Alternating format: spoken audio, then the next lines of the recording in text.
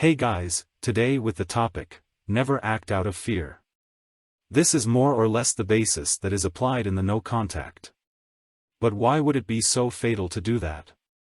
In case of separation, you are under the shadow of fear of loss. You think you are alone, your bond with the person you love is destroyed and your attraction is rejected. You have the feeling that you absolutely want to restore this in order to feel safe again. But now I ask you, what is fear? Fear comes to you when you are threatened by danger. It is a reaction of your body to dangerous situations. Whether for your body or your mind.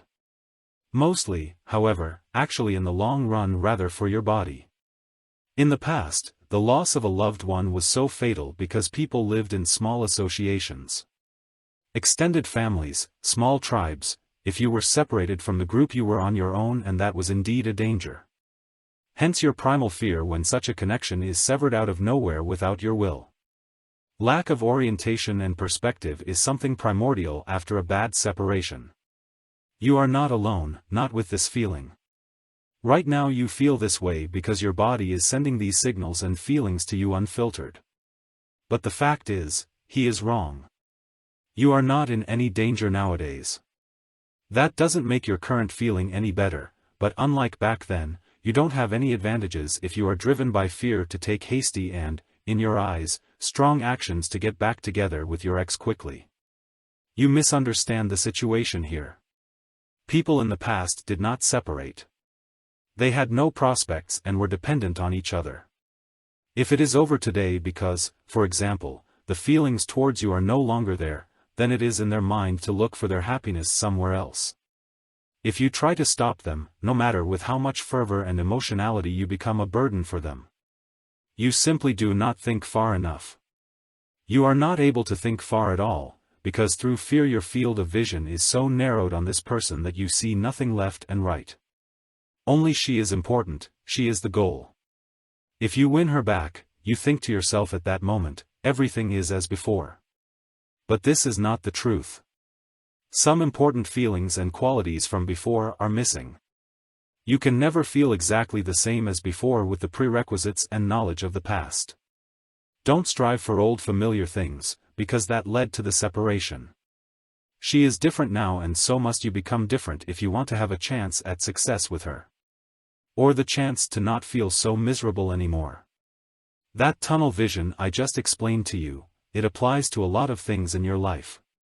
If you're not used to stress and emotional circumstances, then you make the stupidest and most damaging decisions for your life.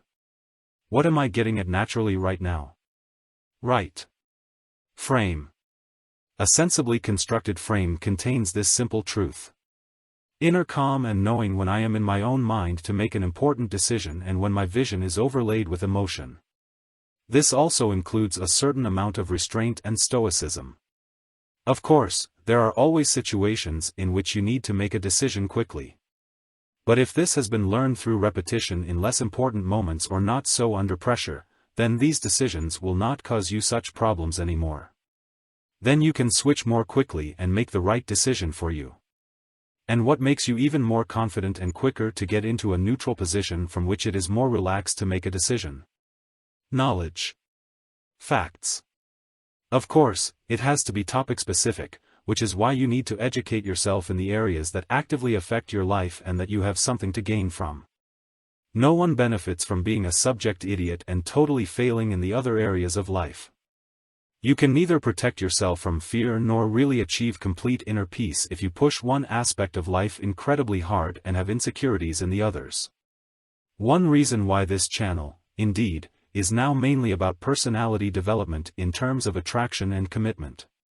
Because nothing is more important to men and women with each other unless they have willfully and without lying to themselves turned away from other people.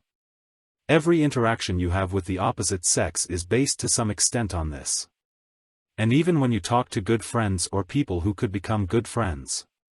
As you evolve in your aspects of life, you attract the right people who make everything feel extremely easy and just good. With such people around you and the foundation you create and around you, such setbacks also don't shake you so much anymore. Because even if it concerns primal fears, if your self-worth and your knowledge about the situation is high and big enough, then they can't harm you so much anymore, and you can even partially bypass them purposefully. As always, the first step is to understand and perceive where you stand and what options you have. Then comes the assessment of how promising these options are. And then comes the point where you have to choose actively. Never allow everything around you to be determined by others. The more you take into your own hands, the more confident you become, even if in retrospect it may have been the wrong decision. You learn from your mistakes. But you have to make them yourself and not just stand around waiting to see what happens when you cower in the corner. Most of the time, that is the worst option. That was wrong in the past, because a saber-toothed tiger would have nibbled you away. And that is wrong today. Because time and everything around you continues to run, while your position becomes weaker and weaker. Before someone now intervenes that I say, but otherwise you should in the no contact and do nothing in the direction of your ex. To keep away from her and to start where your energy also has an effect, is that do nothing? Is that not making a willful decision? Focusing on you instead of what your gut is screaming at you is probably the hardest decision you can make at that moment, and it takes a hell of a lot of willpower because even your thoughts seem to be against you at that moment. There is no question of doing nothing here. You are actively addressing your fears instead of acting on them. There are incredibly stupid situations in which you suddenly feel afraid. Fear of heights, for example. Arachnophobia. Claustrophobia. It is almost impossible to deal with these at the moment they occur in everyday life. You have to deal with them before you get into them, and most of the time you couldn't do that before the breakup. But you have time now. I have said this before. If you have something after a breakup, it is time. You can use it by starting your mind and let it run until you lack the energy to get out of bed in the morning.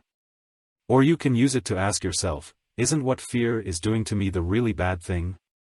That which keeps me from being healthy and happy.